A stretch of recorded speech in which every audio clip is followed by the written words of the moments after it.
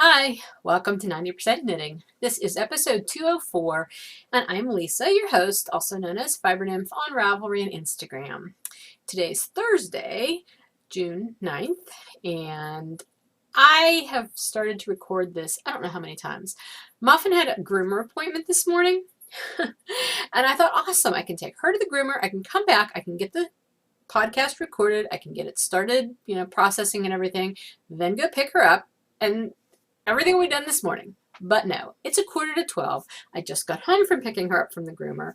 I can't remember how many times I tried to record this morning and I kept getting interrupted. Phone calls and extraneous noise outside, or I forgot something I needed to show you. It was just sort of a disaster. So here I am, 3 hours after I started this, and I'm going to try again. And we won't even discuss the fact that it's Thursday, it's not Wednesday. There's a logistical reason why I'm realizing recording on Wednesdays probably is not going to work out great. So it's a trade-off. I can either record on Wednesdays and not really have much of the shop update stuff to show you during the shop update section, or I can wait till Thursday, which only, it gives you less time to see it before the shop update, but I'll actually have things to show you. It all has to do with when my yarn helpers are here and when we get things done. Right now, it's just a little bit too tight for me to be able to have everything ready to show you. Even today, I'm not going to have absolutely everything, although I do have pictures I can put in to show you of some things. It's just going to take a little bit of time for me to adjust my schedule, and I'm trying to not sneeze right now. Sorry. Yeah, I'm also working with the fact that I'm training somebody new.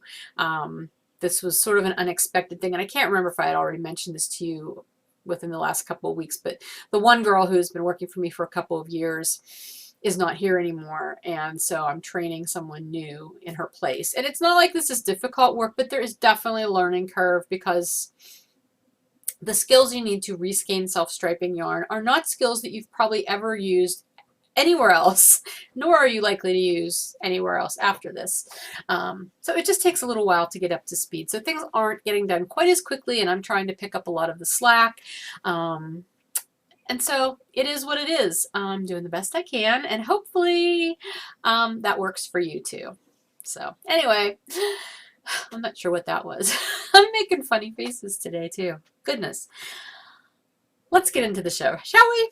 I think that's a good idea. Let me say hello to Heather from Illinois, who introduced herself on the welcome thread in the 90% Knitting group. So hello, Heather. Thank you for doing that. And hello to everybody else. If this is your first time watching, welcome. I'm glad you're here. If this is your 204th time watching, thank you for returning so many times. Just thanks for taking your time out of your day and spending it with me. I appreciate it. Okay, let's get started. I've got lots to talk about, and I'm hoping to be able to get through this whole episode recording this time without any stops. I've got two finished objects to show you, but the one I'm super excited about, and it's my vacation shawl. I finished it. Yay! This is the one that I started whenever we went on vacation a couple months ago, and this was knit out of Catia linen. That's the light, like the taupe color, and the brown, which I know sometimes looks green apparently on people's monitors, but it's not. It's brown. It's not a khaki. It's brown. It's brown, not a khaki green. And then the raspberry, the pink color, is Elspeth Levold Hempathy. So I had one ball each of the Hempathy and the dark brown. I had 3 balls of this taupe color. Well, I used 2 balls of the taupe, and I thought I couldn't find the 3rd ball, quite frankly. I have no idea what I did with it. It's not in the stash container that I had originally taken out of.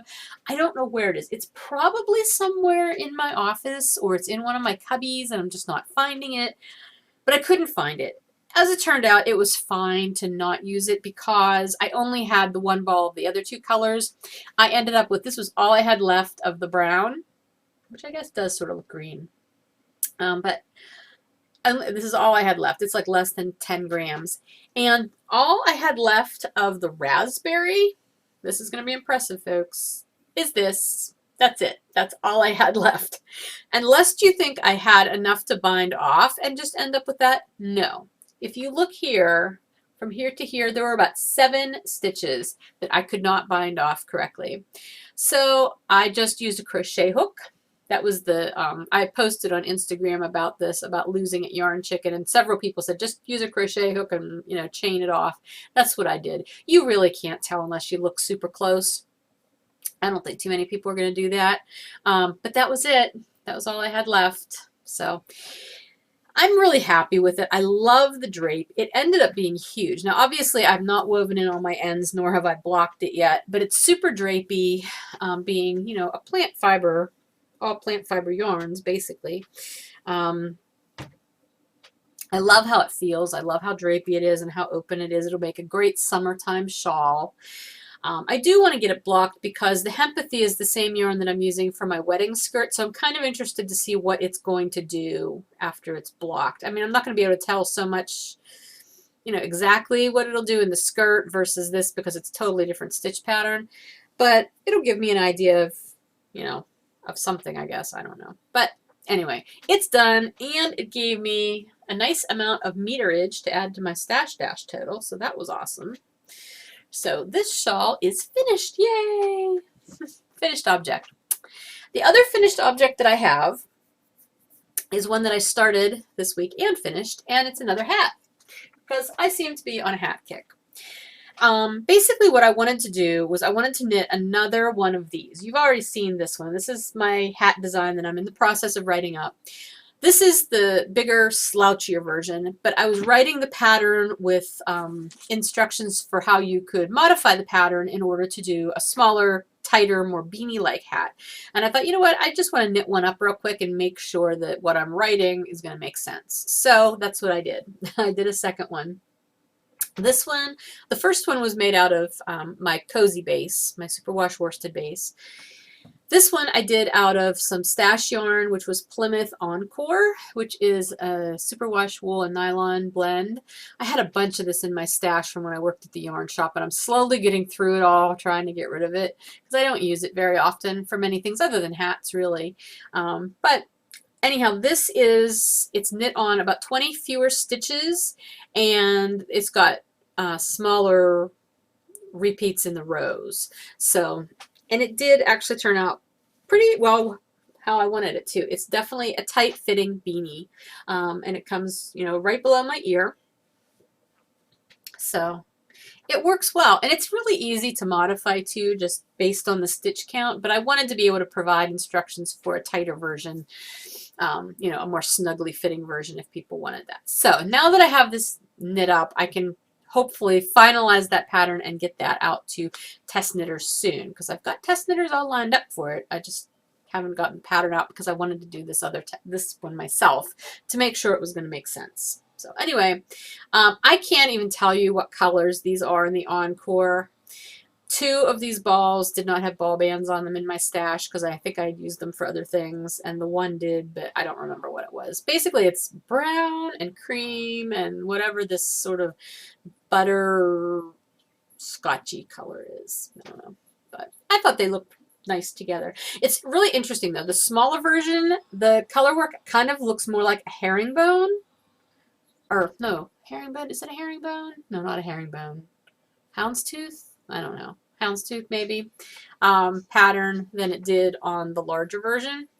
It's the same exact version. It just has fewer rows in between. So it's just really interesting how it changed. Okay, so those are my 2 finished objects this week. I did work on a couple of other things. The one thing I worked on is my one Whimsy sock, which is also something I'm writing the pattern up for. I'm focusing on a little less whimsy right now. I don't remember where I was the last time I showed this to you. I'm knitting this out of my Traveler Sport Weight base. The pattern will be for a sport weight sock. This is the less fancy version. That's why it's called a little less whimsy. Muffin's standing in my door whimpering now. She's stressed. She doesn't really like going to the groomer, and it kind of stresses her out. What's the matter? Plus, all her beds are in the wash right now, so I always wash them the day she gets groomed so they smell nice and she smells nice and it works, but she's not happy. Anyway, I don't recall exactly where I was, but I've made it through the first color repeat in this colorway. This is the 6 More Weeks colorway. So I have to do another green, another blue, another pink row, and then I'll be ready to work the heel. And what I wanted to do was get to the heel so that I can knit the heel flap and double check my numbers that are in the pattern and make sure I've got that correct before I write that up and send that out to test knitters. So that's where I'm at on that one. But I'm enjoying it. And it's in my fun little, it's a Tangerine Designs bag. It's a wintry bag because all the birds have scarves and hats and earmuffs and stuff on it, but I just think it's so cool. It's fun and happy. Okay, so there's that. The only other project I knit on is the wedding skirt. Yes, yarn came in, so here is my bag of yarn, minus 2 balls. Elsbeth Lavold Hempathy, and this is the Snow Shadow colorway. It's sort of like a powder blue, I guess, would be. Bill looked at it and he's like, so is that powder blue? I'm like, actually it's Snow Shadow. He's like, really? I'm like, okay, it's powder blue. So anyway, technically it's color number 42. I ordered 10 balls of it, thinking that would be plenty. And then I started knitting. And if you remember last time, excuse me, last time I told you I was using this pattern, the Paint Chip Skirt by Jill Stover. This was sort of my general guide that I was going to use to make this skirt. Well, basically the only thing I've used it for is to look at it and say, yep, that's a skirt. And I haven't looked at all at anything else with the pattern yet because I started out, I swatched. I was a good girl and I swatched. So here is my swatch. It's a very little swatch, but I did swatch in the round because that's what you're supposed to do. And I didn't soak it. I know, I probably should have done that. See, if you're going to do it the whole way or don't do it at all, right? But I guess swatching and not soaking is better than not swatching at all, maybe. I don't know. But basically, on US 4s, I was getting this fabric, and I really liked it. It's nice stitch definition.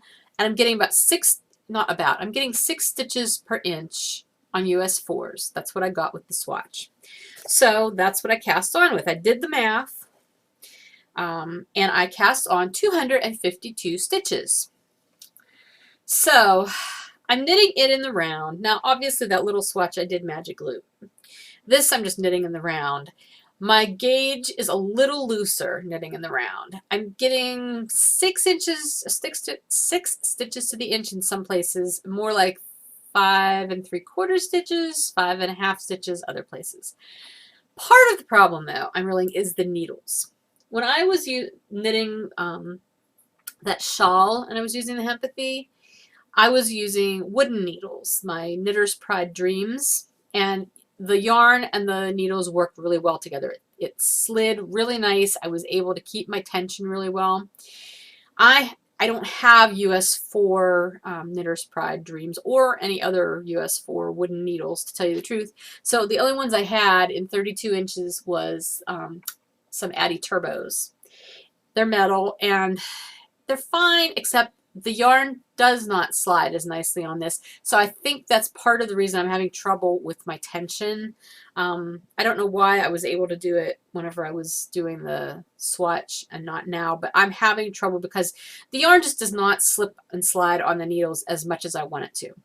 So all that to say, since I've started this is my first ball, and I'm almost through my first ball of yarn. And I've gotten, I would say that's probably about 2.5 inches. So doing the math, realizing that as I go down the skirt, I'm going to be doing increase rounds. So I'm going to be getting fewer inches per ball. 10 balls of this yarn probably is cutting it short. And I just thought, you know what? I need more balls. Because sometimes that's what we need. So I got on the website at Webs and I ordered 6 more balls. And I actually called first to say, hey, is there any chance I'm going to be able to get the same dye lot? And she said, well, you know what? Leave a note in your order and we'll check. And if we don't have the same dye lot, we'll call you back and let you know. Otherwise, just assume that they're going to ship the same dye lot. So fine. I did not get a phone call. My order has shipped, so fingers crossed that it's the same dye lot. But at the same time that I ordered more yarn, I also ordered a set of 32-inch US 4 Knitter's Pride Dreams needles. So I will switch once that gets here. I know you're not really supposed to do that because it can mess with your gauge, but my gauge is already a little off at this point, so I figure it's not really going to be that big a deal. Plus, this is the top of the skirt. So basically what I did was I cast on the 252 stitches. I knit a little over an inch, and then I did a turning row. So I did like a purl row, and then went back to knitting. So I've got my turning row so that I can turn that under, and I will end up with a casing that I'm going to put elastic through. That's how I'm going to hold the skirt up, with elastic. Now, sometimes when you do that, you cast on with a provisional cast on, so that as you get down to that same length and you get to the point where you're meeting your cast on edge when it's folded over, you can pick up those stitches and knit 2 together the whole way around, and that creates that casing for you. You usually do that with a hem, like a turned hem. I did not do that. Number one, because I don't really like that method of doing that. I find it really fiddly. I would rather actually go around and seam, you know, pick the stitches up and seam them together. So that is what I am going to do. Again, it's going to be, I'll probably be able to see it from the outside, but this is going to be the very top of the skirt. My shirt that I'm planning to wear, the top, is going to come over the top of the skirt, so you won't see it anyway. I think it'll work out fine. But anyhow, like I said, I'm getting a little over 2 inches out of a ball. There's only like this much left. That's a couple more rounds probably left of that first ball. So I'll feel much better once I get the extra yarn here. But so far so good. I think it's going to be fine. Now, since I've, you know, I cast on for the inches around my waist, my hips are a little bit wider. I'm not super curvy that way. I'm fairly straight up and down. I've just got an odd shape. But I do need to do a couple of increase rounds as I go down. So I think at about this point, I'm going to do an increase round.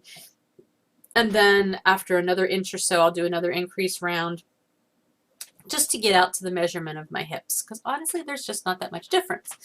I just don't want it to be super snug, and I know you'll be able to see those increases since it's in stockinette, but again, my top is going to come down below that because I want the top part of the skirt to be stockinette, probably down to about crotch level. And then I will do 2 rounds of like purl ridges, so garter ridges, incorporate my next set of increases there, and then go into whatever the first stitch pattern is I'm going to use. I don't know what stitch pattern I'm going to use yet. I haven't determined that. Like I said, I'm just using this pattern as sort of a guideline. I don't like all the stitch patterns that are in here, so I'm going to sub out my own. There's 2 that I kind of like and I may use, but the other ones are going to be my own thing. Not like I'm not going to create them. I'm going to go to my stitch dictionaries and, you know, find things that I like. So anyway, I'm kind of creating this on the fly, but I have enough of an image in my mind of what I want that I'm not worried about it not turning out. I'm being very optimistic. Likewise, you know, the petticoat that I'm going to put underneath it, I'm going to make that so I can create it to be exactly what I want, and it's going to be flat up at the top, again down to about crotch level. And at that point, then I can start putting the fluffier layers in to poof it out, and then that'll meet the skirt. Because I wouldn't want the fluffy layers to be up higher where the skirt is supposed to be flat. And then the top that I'm envisioning in my mind, that I don't have a pattern for yet, but I'm going to sew one and it'll be fine, will come down probably about hip length. That's my plan. So anyway, in my mind, it all comes together really well. Hopefully it will come together that well in reality. Anyway, that is all the knitting I did this week. I did do some spinning though. This is very exciting. I did not spin on that major amount of BFL that I've got out there, that turquoise BFL. What I did instead was I pulled my side kick out, which had a jumbo bobbin on it. I had the jumbo flyer on it, and I pulled out one of my loop bumps and I spun it. I've got a whole bunch of loop bumps that I really want to get out of here. And my idea for this is sort of an experiment. This was a smaller loop bump, and I can't remember what it was called, and I didn't bring the card in with me. I think it was, I don't know, Stormy Sea or something like that. It was blues. It had a really bright dark blue in the middle, and it worked its way out to these blues. You can see, you know, this blue here is kind of a medium muted blue, and then there's a lighter blue, and another lighter blue under here, and then it went into this very silvery gray blue on the outside. I spun this woolen. Sorry, I always get them confused when I'm saying them. I spun this woolen. This is 100% merino, and merino is not my favorite fiber to spin, and I'm not sure that merino is even the best wool to use to spin woolen, but what I want to do, since I don't really care for merino fiber to spin it, I'm planning to felt this yarn. I've never done that before, and I need to kind of do some research on the best way to do that so that I don't make just a big giant rat's nest out of this yarn. But basically I spun it. I'm leaving it as a singles. I'm not going to ply it at all. And I just finished it this morning. That's why I left it on the bobbin as opposed to winding it off onto my Niddy Noddy right away, because I wanted to be able to, like if I was plying it, I would have gone ahead and just started plying. I don't usually let my singles rest, but since I'm not plying it, I thought it would probably do it some good to have some time on the bobbin for that twist to set in. But anyway, once I wind it off into the skein, I'm going to just, you know, soak it in hot water, give it some agitation just to try to, you know, felt it up a little bit, because I've seen commercially felted yarns, and I think they're kind of interesting. They're nice for like squishy cowls and hats and stuff like that. So I just thought I'd give it a try. And if that works, I may do that with a few more of my loop bumps, just because it takes me forever to spin a loop bump. They're pretty, and I love the long color progressions, but I've done enough of them that I'm sort of over it. I do have one of them that's one of her newer ones that she has done with shorter color repeats, and that one I'll do differently. But for the ones that I have in my stash that are just, you know, these big long single color repeats, I think I may do this. Plus, spinning them singles and leaving them single yardage will be wonderful for my stash dash meterage because I can count that singles length as opposed to the plied length. So anyway, that's what I did with that one. So hopefully by next week I'll have a fun felted yarn to show you. Fingers crossed that that works out. You know, I love spinning woolen. I don't do it very often, but I really got into a groove with this, and that's the other reason I'd kind of like to do it with more fiber too, just to practice it more, because my default spin is a really fast treadling worsted that I spin super fine and then ply. And I have a lot of hand spun. Up there's all my hand spun on that shelf that is mostly like fingering weight. And, you know, I just don't do a lot with that weight of hand spun. Yeah, I just don't. So I'm trying to do some heavier weight hand spun. So we'll see how that turns out. Okay, let's move on. The unofficial Laura Ayler knit-along that I'm doing with Melissa is still going on. It'll probably be going on for a long time because neither Melissa or I are actively working on our Atalaya shawls right now, but the threads are still there in our groups, so feel free to, you know, talk, chatter, do whatever. I will still do prizes as I finish segments of that pattern. I'm just not focusing on it right now. In the meantime, the Mini Mayhem Cow was over last time I recorded, and I announced the 4 winners. I've heard from 3 of you, and we're cool with your prizes. The 4th one I never heard from yet, and that was one of the pattern prizes from the chatter thread. So that winner was Mitt, M-I-T-T, that's your Rav name, from Norway. You won a pattern that I can gift you through Ravelry, pattern of your choice up to $6. So please get in touch with me and let me know what pattern you'd like, because I'd love to send you your pattern. I do not have any other knit-alongs going on right now in our group, and we're going to kind of take the next couple months off from me hosting any knit-alongs just because I have a lot of other things going on and I need that break. I mentioned last time that I was thinking about one that I wanted to start, and I would be starting that, I thought maybe mid-July, but I'm actually going to wait until after SSK. When I come back from SSK, then I'll be able to focus on that more. So the start date for our next knit along is going to be August 1st. Sorry, I had a brain blip right there. August 1st. And the name of the knit along that we will be starting on August 1st is going to be the Knit the Kit knit along. And what that is going to be for is for knitting up any pattern and yarn kit that you may have or that you might want to purchase between now and then. And that's one of the reasons that I'm talking about it now, because I know it's summertime and you're going to a lot of yarn festivals and fiber festivals and retreats and things like that. And so as you're shopping, if there are kits that you might like, this would be a great reason to purchase them. So when I'm talking about a kit, I'm talking about anything that you're purchasing that is yarn that comes with a specific pattern that yarn is used for. So for instance, you know, I sell ColorTrax kits in my shop from time to time. I think this is the only one I have in there right now. Melissa from Meltran Designs, she's the one who wrote the pattern for the ColorTrax hat, and then I've dyed the yarn and they're, you know, paired up in the shop.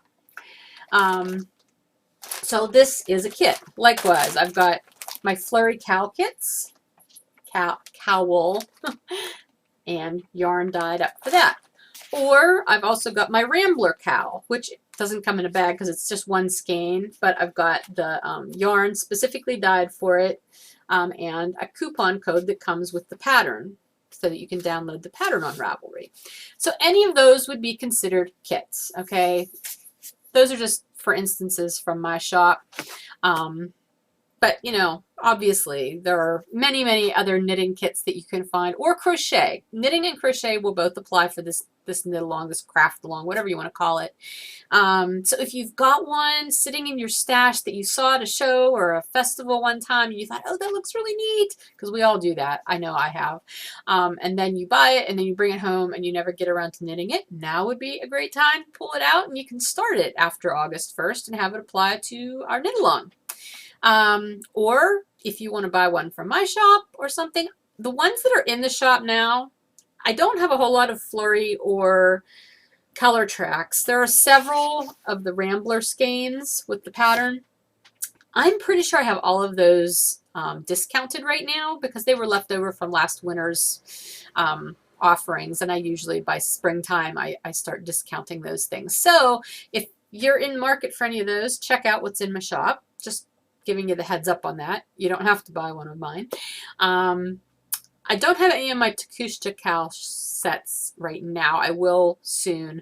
Eventually, I will have kits for that 3-color hat that I'm working on getting the design out to test knitters. I'm going to do kits for that. And I have one more pattern in the works that I need to get written up and get tested, and I will hopefully have kits for that. I'm really hoping to have that done in time for SSK also. So if you're coming to SSK, I'm going to have kits for a lot of things there.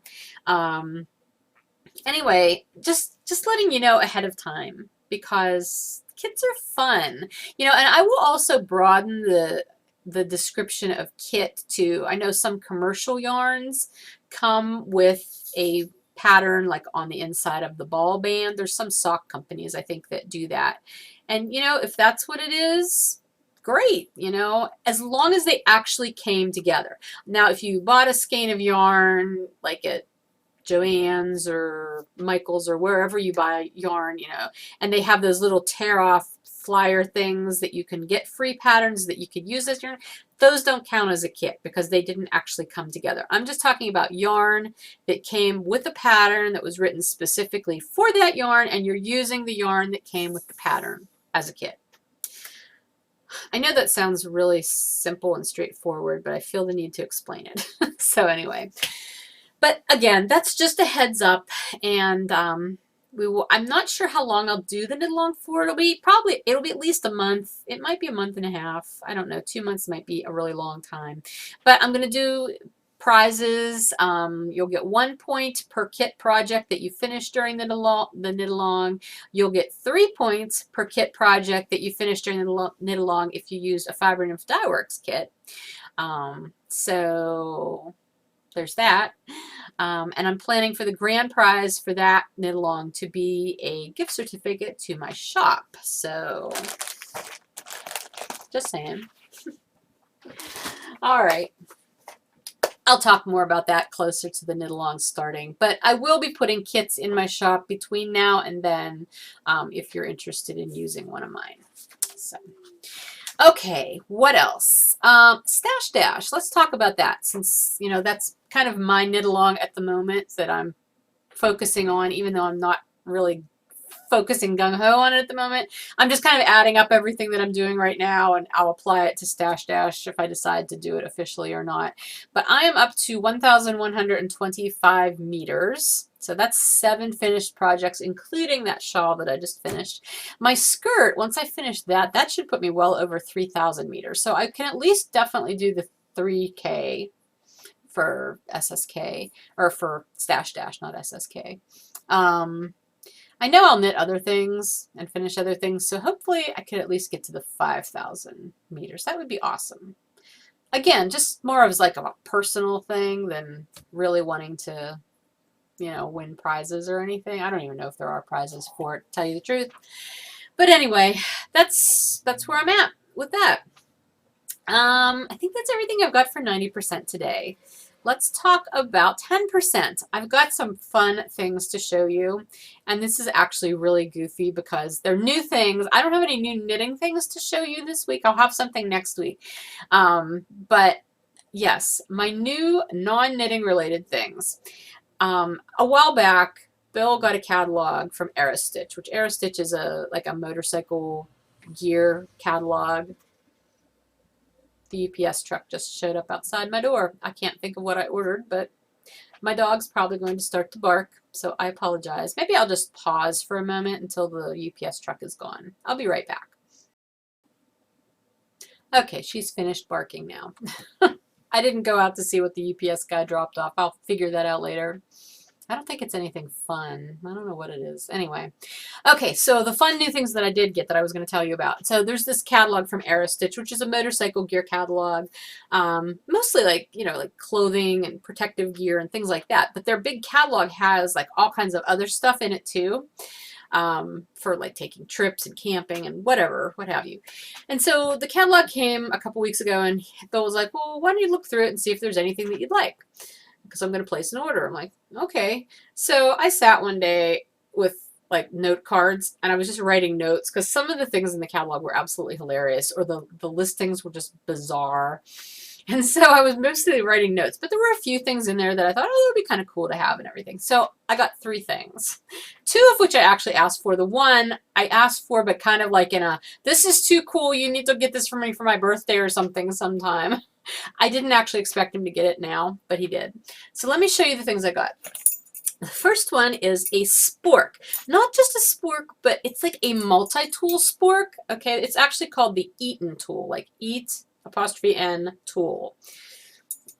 It's a spork, people, and that's the only reason I need it, because I think sporks are cool. I don't know how usable or, you know, functional. I mean, I guess they're functional too. It's funny because Bill ended up buying 2, one for each of us, and he's like, okay, when we go camping, this is it. That's all you're allowed to use is your spork, so get used to it. I'm like, okay. Anyway, so you've got your spoon and fork. Obviously, the forky part is not very pokey, though. Like, you'd really have to, like, use force. Bottle opener, can opener. Okay, so like both, like you could open up.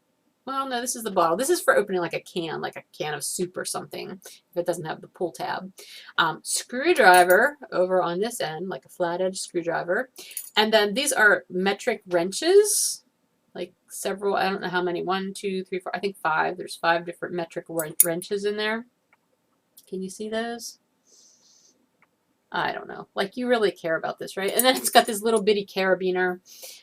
Not useful for climbing, obviously. But anyway, just to hook it on whatever you've got. I don't know. I just thought it was super cool because it's a spork. I love the word spork also. That may be part of the thing. Yeah, spork. So I got my spork. Then I got... And this was I posted a picture of both of these things on Instagram this past week, and this got a lot of comments. It's a banana guard. And even when you're talking seriously about it for the use that it's intended, it's really hard to not sound kind of dirty. But basically what it is, and I'm not going to say anymore, you can go read the Instagram thread if you want to, but basically it's to carry a banana. Literally. I mean, that's what it's for. Because bananas are soft, and if you've ever thrown a banana in a backpack or a lunch bag or, you know, a tote bag or whatever, depending on how much you're carrying it around, the banana gets kind of beat up. So you can just stick your banana in your banana guard, close it up, take it with you. It has holes so it can breathe. It's not going to get all moldy or anything, and it keeps it safe. I just think this is like one of the coolest inventions ever. I don't know why, but I love bananas, so I will definitely use it. And I put this banana in just for demonstration purposes today to show you. And it fits, you know, different size bananas too. And like if your banana is straighter, you would probably want to put it in this end as opposed to the curvy end over here. And, you know, banana guard. Like, who does not need a banana guard unless you're somebody who doesn't like bananas? Okay, so then the last thing that I got, and this is super awesome cool. It's a sundial, a pocket sundial, okay? I think it looks like something out of Doctor Who. Actually, my son, Christopher, he said it looked like Hermione's time turner from Harry Potter. Anyway, this thing is so neat, and it works. We actually tried it last evening while the sun was still out, obviously. It was while it was setting. But it opens up like this. And I'm going to tell you how this works just because I think it is awesome cool. So this is how this pocket sundial works. This outer ring, okay, let me get it to focus first. There we go. So this outer ring, you move this thing around and slide it so that it is lined up with your location's latitude. Okay, so we're at 39.9 something something, close to 40. So that's where I've got that set. All right. And then this inner part here, this bridge part that has the black slidey thing, you line that up with the date. Now, you can't do a specific date. It's got all of the months, and each month is divided into 3 sections. So you've got like the beginning of the month, middle of the month, end of the month. So you line it up to as close to where you are. So I have it lined up with the beginning of June right now. Okay, so then you take it outside where the sun is during the day. This obviously would not be helpful at nighttime or on a cloudy day. But anyway, you hold it so that the sun can go directly through the little hole. You see the hole in the black piece on that bridge? So that the sun shines through that hole, and it will come through that hole, and it'll shine on the inside of the inside ring. And whatever spot it shines on, you find that spot. And you can do it from either side because there's time written on either side. And that's what tells you the time. So like if it's shown right here, it would be like 6:30 because the inside ring has 12 hours on either side. And if it focuses, you'll be able to see that they are written in Roman numerals. Come on, you want to focus. Maybe. I don't know. There we go. So Roman numerals, and you can tell the time. I just think that is so cool. And we got it to work. It was like, I would say within a half hour because we were still trying to figure out what we were doing. But I don't know. I just think it's wicked cool. And the other thing that the little pamphlet with the instructions tells you about is once you have it opened up like this, the outer ring is now situated north and south.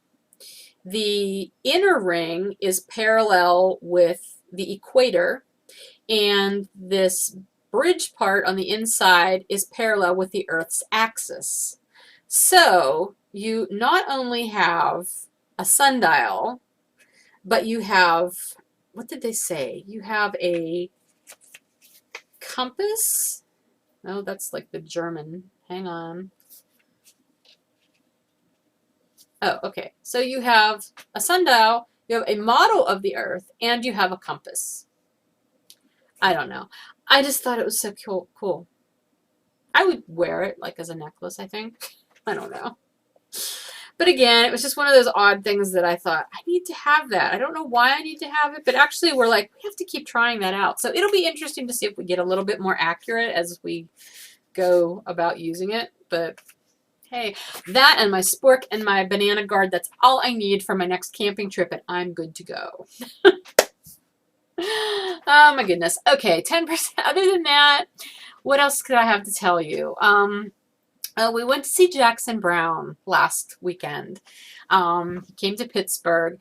I grew up at the time when Jackson Browne, like back in my teenage years and stuff, you know, his really popular songs back in the day, that's when they were popular, okay?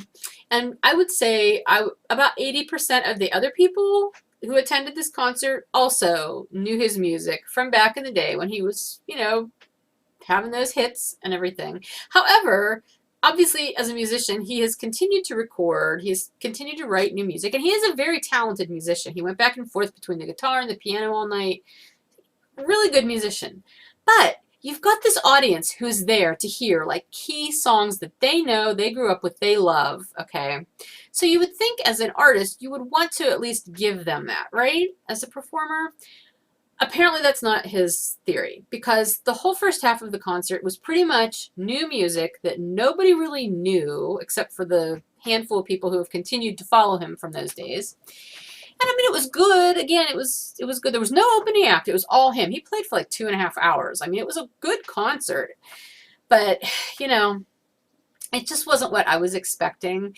And then when he finally did play one of his songs that everybody knew, the demeanor of the whole place changed. People were up and standing and dancing and singing along and waving their hands. I mean, it was visual. Like, you could not miss this. So you're thinking, okay, as a performer, seeing how this is revving the audience up and really getting them into it, you would want to, you know, encourage that by playing maybe more of your older songs. But no, he didn't. He went back to play. He's like, okay, now it's time to get back to the depressing songs. And like, he knew what he was doing. And they weren't really depressing, but they were, you know, slower and quieter and not the stuff people were there to hear. And, you know, towards the end, he did play a few more of his older songs. But he didn't play Stay, which is what we kind of thought he might end with, but he didn't do that.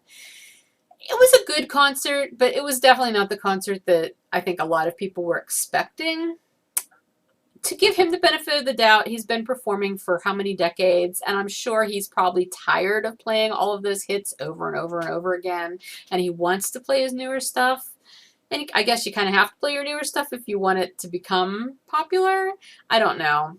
I just wish he would have done more of a mix. I guess that's the thing. Play some new stuff, play your old stuff, go back and forth. That's what Cyndi Lauper did when we saw her last month, and it was great. You know, she did that, and everybody liked that. So, I don't know. But it was an okay concert. Alrighty. I think that is everything for 10%. I could probably go on and on, but I'll spare you because you've already gotten to see the banana guard, so what more can you ask for, right? I do have shop news, though, and there is a shop update tomorrow, Friday, June 10th at 7 p.m. I will tell you up front that when I scheduled this update, which it's been scheduled for a while now, I did not realize that I'm probably not going to be here at the house at 7 p.m. So I will have to be doing the update remotely from my phone, which I have done before, and it's fine. It works. It just takes me a little bit longer to activate everything when I have to do it from my phone. So if you are at the update at 7 p.m. Eastern and waiting for something, please just, I beg you, be patient. It will get activated. But I'm going to be having to do it from my phone. I should be in an area where there's good wire, you know, like access, phone access, internet access. So that shouldn't be a problem, but it's just going to take me a little bit longer than usual. So that being said, let me show you what I've got. And this week is an interesting update because I've got a little bit of a lot of different things. And I'm going to start with fiber because Tour de Fleece is coming up next month. So the next several updates I do, I'm going to start putting some fiber in my shop because I haven't done that in a while. And I want to because it's fun to have new fiber to spin during Tour de Fleece. Unless you're somebody who likes to try to spin your fiber stash, then I get that. But if you want something new and fun, then I'm going to try to offer you something. All right, first off, I've had a couple requests for these, so I'm putting a couple of these sets up, and this is my Rainbow Riot spinning set. This is Falkland fiber, and you'll get 1 ounce of each of the 6 rainbow colors in this. So there will be a couple of these in the shop this week. The other 2 items that I have fiber related this week are also sets. There's one that's airing towards the side of pink, and there's one that's airing towards the side of blue. And what I did was I put these together with the intention of like mini spinning. I know a lot of people like to spin smaller amounts of fiber on drop spindles or on a wheel, but I know a lot of people do it with the drop spindles. And then, you know, once they're plied up, they use them to knit minis, you know, mini projects. So I thought this would be a fun way to do this with some of my colorways that wouldn't have you having to buy an entire 4-ounce braid to do that. So basically each of these have 3 little bitty bumps, for lack of a better word, in 3 different colorways. So the pink version has, these are each a 1/2 ounce bump, okay, of fiber. This one is the bubblegum colorway. This one is Cosmic. And this one is Bam Zap Pow. And again, those are each 1/2 ounce. So total you're getting 1 ounce, 1.5 ounces of fiber. And these are BFL. So I'll have a couple of these in the pink in the shop. And then the other one that's in the blue. And again, total weight is 1.5 ounces, 1/2 ounce each. Whoopsie, this one's coming apart. This is the Plumage colorway. This one is Sea Monsters, and this one is Fervent Fjord. Again, these are in BFL as well. So there will be 2 of each of those sets, and I just think these will be really fun if you like spinning mini projects. I've actually toyed with the idea of doing a fiber club built around mini spinning.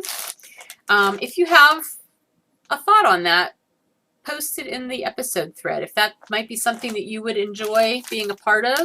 I mean, it would definitely be an affordable club because you're only getting 1.5 ounces of fiber with each shipment if I did a club like that.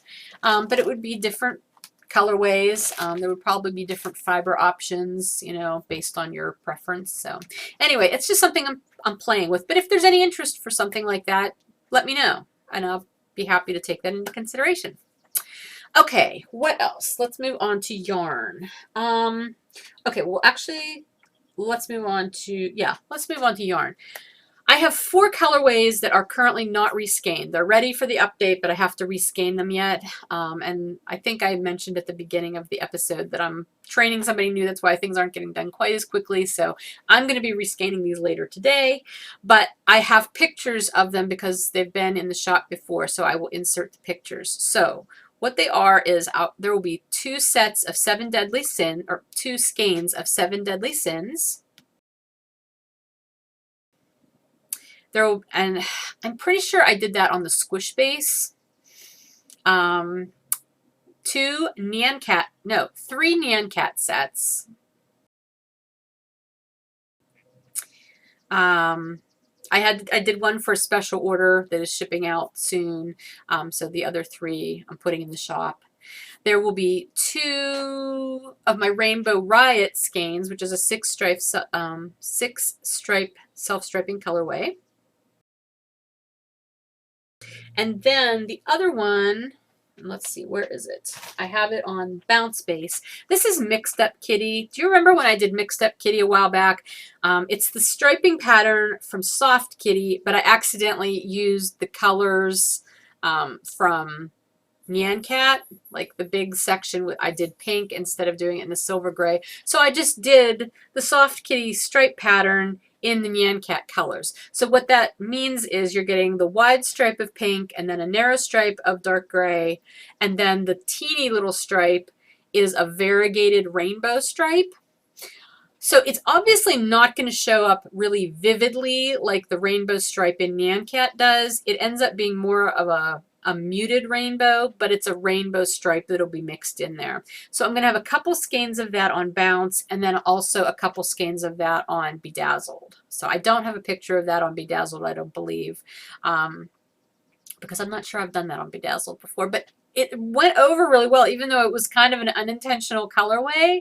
People really seemed to like it, so I thought, why not? I'll dye more of it.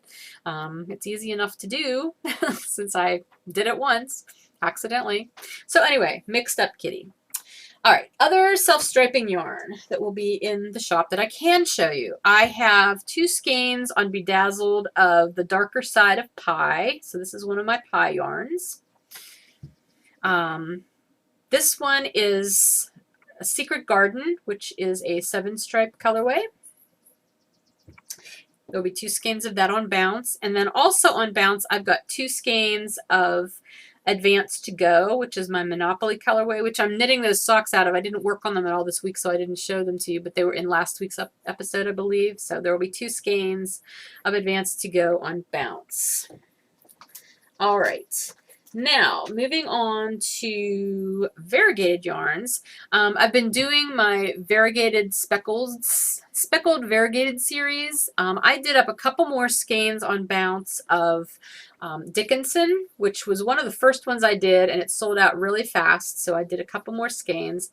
And just so you know, when you see these fluffy, this is just the ties, you know, that keep things from being knotted and tangled when you get it. Sometimes they just boink out like that. But anyway, so I'll have 2 skeins of Dickinson. In the listing, you'll see a picture of what it looks like reskeined. I didn't reskein either of these just because I've done them before. So in the listing, you'll see that. But then I did 2 more colorways in the Speckled Variegated series, and these are also both on Bounce. This one is an aqua and black with a bunch of bright colored speckles in them, and this is what it looks like reskeined. So this gives you a better idea of what it'll look like knit up. And this one I'm calling Runaway. And then this one, again, reskeined, not reskeined. And I honestly love how it looks in the unreskeined version.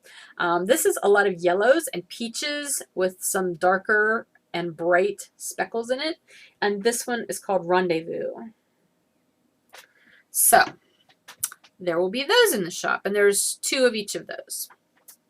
And if you order it, you will get either the one that's reskeined or not reskeined, just whichever one ends up going out to you. Okay, I have some sock blanks.